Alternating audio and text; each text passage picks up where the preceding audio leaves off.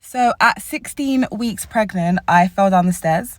So because I fell down the stairs, me and my fast self, imagine I decided to go and get the Hoover from upstairs because I had a little party for Rakea. And I was like, you know what, let me just wait. Rather than wait for everyone to come home to help me clean, I was like, let me just go and get the Hoover, just do bits and bobs. You know when you feel like you're just capable?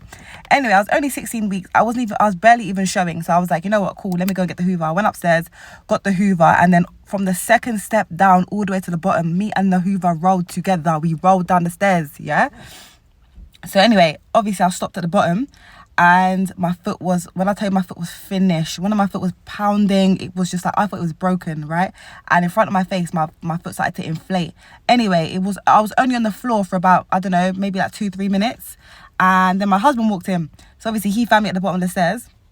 I'm pretty sure Raquel was just busy playing. She was minding her business. She said, I don't care about you over there. Like, I'm finna go and do my thing. So anyway, so anyway, he comes in, he helps me up, takes me to the front room, and then elevated my foot, blah blah blah. Then my mum happened to come in. Like, it was just one of them ones. Everyone's coming in now. I needed you about, do you know what I mean? When I needed to get the Hoover. But anyway, it's calm.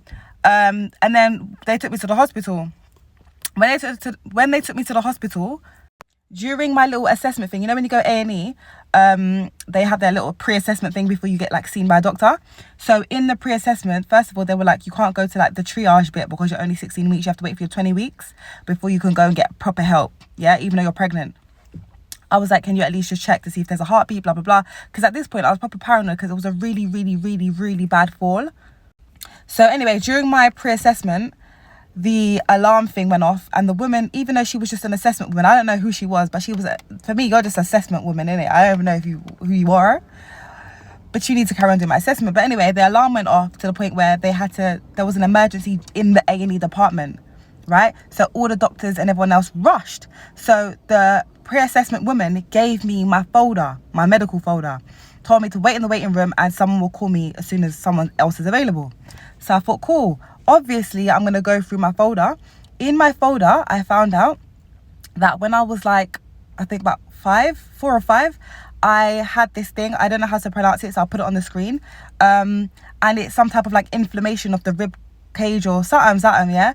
Anyway, and I found out that I was saying to my mum, I had this. She was like, what? What? Mum was so confused. Mum was like, as if that's not my mum. My mum was like, what are you talking about? A few pages down, it said on my notes, in like a doctor scribbled it in, saying her body doesn't produce enough insulin. And I found this out at 16 weeks pregnant. These times I've never been diagnosed with any type of diabetes, and that was the first time of my knowledge.